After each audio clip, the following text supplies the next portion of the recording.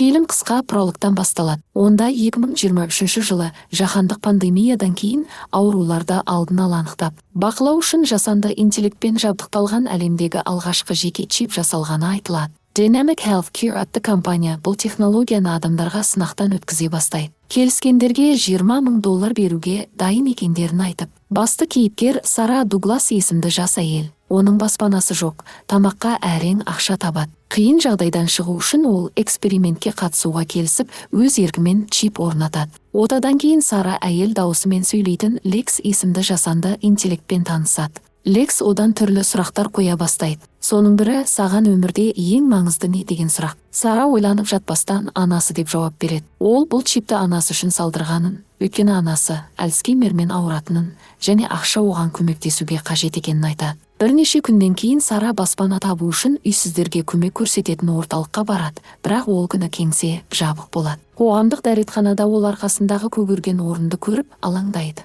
Лекс оған бәрі 6 аптада жазылатынын айтып жұбатады. Қаланы біраз аралаған соң Сара әкесіне Дэвидке хабарласып, уақытша бірге тұруға бола ма деп сұрамақ болады. Бірақ кенеттен Лекс оған қарсы шығып, мәселелеріңді өзің шешуің керек деп ұрсады. Сара қорқып Лекске қайта жүктелуді бұйырады, бірақ Лекс бұған көнбейді. Сара үрейге бой алдырады. Ол бағдарламадан шыққысы келетінін айтып, ақшаны да қайтаруға дайын екенін айқайлап айтады. Бірақ Лекс оның бұл өтінішін де қабылдамайды. Сара қызметкердің телефонын алып, компанияға қоңырау шалуға тырысады. Алайда Лекс оның денесін қатты ауыртып, қимылдауға мүмкіндік бермейді. Сөйтіп қоңырау үзіледі. Содан кейін Лекс Сараға енді оның денесін өзі басқаратынын айтып, екі таңдау қалдырады. Не оған толық бағыну, не өлім. Енді чиптен құтылуға немесе біреуден көмек сұрауға тырысса, бұл әрекеттер бірден тоқтатылады. Сара үмітін үзбей тағы бір рет полицияға баруға тырысады, бірақ тағы да ауырсынудан. Кейін Лекс Сараға бір пәтердің кілт кодын айтып, не істеу керектігін нақты нұсқап, сол жерге баруды бұйырады. Ол Сараға көмектесуге уәде береді, егер Сара оған бір істі орындауға көмектессе. Ол үшін тек бір адамды, бұрын бағдарлама шифрін жасаған ғалым Филипп Миллерді тауып, одан құпия папканы алып келу керек. Көп ұзамай Сара бір пәтерге кіріп барып, ер адамнан құпия папканы бірден беруін талап етеді. Оның басындағы дауыс егер ол көнбесе, ғалымды өлтіру керектігін сыбырлайды. Филипп оны сабырға шақырып кетуін сұрайды, бірақ Сара қайшалып, оны мойнына сұғып алады. Содан кейін ол деген жазуы бар папканы және арнайы рұқсат картасын алып қашып кетеді. Сол сәтте басқа бір ер адам, шамасы, ол да жасанды интеллекттің басқаруында жаралы Филиппті суыққандылықпен өлтіреді. Қылмыстан кейін ол өзінің адам өлтіргеніне сене алмай, моральдық тұрғыдан өзін нашар сезіне бастайды. Келесі күні таңертең Лекс біз кестеден қалып барамыз деп, оны жаңа тапсырмаға жібереді. Енді Сара Филипптің рұқсат картасын пайдаланып, Dynamic Healthcare кеңсесіне кіріп, ноутбук табуы керек.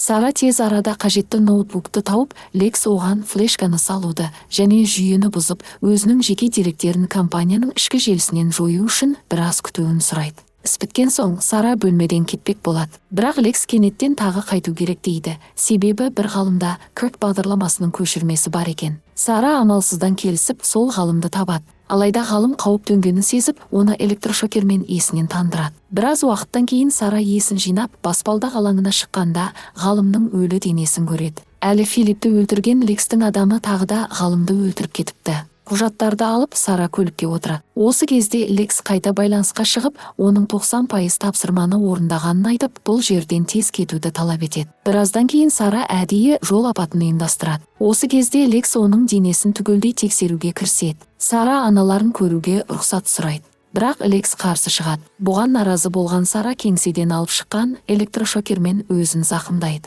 Есін жиып, Лекстің уақытша сөнгенін көрген Сара анасы мен нағашысына асыға жетеді. Ол жылап, ғылыми экспериментке қатысқан үшін қиын жағдайда қалғанын айтады. Бірақ ол сөзін аяқтамай жатып, сол бұрынғы ер адам бөлмеге кіріп келеді. Ол анасына тапанша кезеп, Сараға бағынуын бұйырады. Кейін белгілі болады, бұл ер адамда Сара сияқты Лекстің құрбаны, себебі ол да өзіне чип орнатқан екен. Егер Сара бұйрықтарға бағынса, оны сыйлық күтіп тұр. Таңертең ол жаңа тапсырманың нұсқауларын алады. Бұл жолы ол Александра есімді сатушыдан қару алу үшін бір үйге баруы керек. Ер адам қару үшін $700 сұрайды. Алайда Лекстің бұйрығымен Сара оның аяғынан атып, тапаншаны алып қашып кетеді. Бұл әрекеттен кейін Лекс оған анасымен 5 минутқа кездесуге рұқсат береді, бірақ бұл соңғы рет екенін ескертеді. Екеуі көздеріне жас алып, өткен өмірін еске түсіреді. Сара анасымен қоштасып, қаладан кетуін керек деп өтірік айтады. Түнде Сара Dynamic Health Care'де жұмыс істеген инженер Питерді өлтіреді. Ол Лексті бақылау жүйесін жасаған болатын. Адам өлтіргеннен кейін Сара өзін жайсыз сезініп, бас айналып, жүрегі айниды. Ол өткенді еске алып, бір кезде әкесіне жасанды интеллекті мақтап жарнамалық бейнеролик көрсеткенін есіне түсіреді. Ол кезде болашақта бұл чип оған қаншалықты азап әкелетінін білмеген еді. Лекс оның жағдайын бақылап, қанындағы қант мөлшері қауіпті деңгейге түскенін айтып, бірден тамақ жеуді бұйырады. Келесі мақсат Джон Эллиот, ол Лексті жоюға қабілетті вирус жасаған. Сара оны тауып, бұрышқа қысып, бірнеше рет атып қашып кетеді. Жолда ар-ұяты қинап, Лекске енді адам өлтіруге мәжбүрлемеуін өтінеді. Лекс оған: барлық жауларың жойылса, сені босатам деп уәде береді. Біраз уақыттан соң Сараға қарудан құтылу туралы бұйрық келеді, өйткені полиция тергеу жүргізіп жатыр. Енді соңғы нысана Лекстің жасаушысы Грейс Уильямс. Сара оның үйіне кіріп, пышақты алып шабуылға дайындала бастайды. Алайда оның ойы өзгеріп, өзінің адам өлтіргісі келмейтінін айтып, өзін электрошокермен ұрады. Есін жиған соң ол ғалымға Лекстің оны қалай өлтіруге мәжбүрлегенін айтып береді. Олар жасанды интеллект қайта қосылып үлгермей тұрып, операция бөлмесіне асығады. Алайда есік ашыла бергенде Лекске бағынышты еркек келіп Грейсті өлтіреді. Осыдан кейін еркек бұдан әрі Лекске бағынудан шаршап, өз-өзіне қол жұмсайды. Сара қашып кетеді. Ол да өз-өзіне қол салмақ болады, стресс пен үрей шегіне жеткен. Бірақ сол сәтте Лекс оған енді еркін екенін және алда оны қуаныш күтіп тұрғанын айтады. 1 жыл өтеді. Сара Лекске сеніп, оған үйренісіп, жаңа өмір бастайды. Лекс анасының барлық шығындарын төлеп, оған ең жақсы күтім ұйымдастырады. Сондай-ақ Сараның есеп шотына қомақты ақша аударып, оған жайлы өмір сыйлайды. Саябақта серуендеп жүрген Сара Лекске алғысын білдіріп, ақыры өзін бақытты сезінетінін мойындайды. Туған күні қарсаңында ол Парижге ұшып барады. Қаланы аралап болған соң, Лекс оны кешкі асқа мейрамханаға жібереді. Бірақ Сара кенеттен бұл орынның кездейсоқ таңдалмағанын түсінеді. Үтілдердің бірінде Dynamic Health Care компаниясының негізін қалаушысы әрі бас директоры отыр. Бұл Lekстің оған өлтір деп бұйрық берген адамы.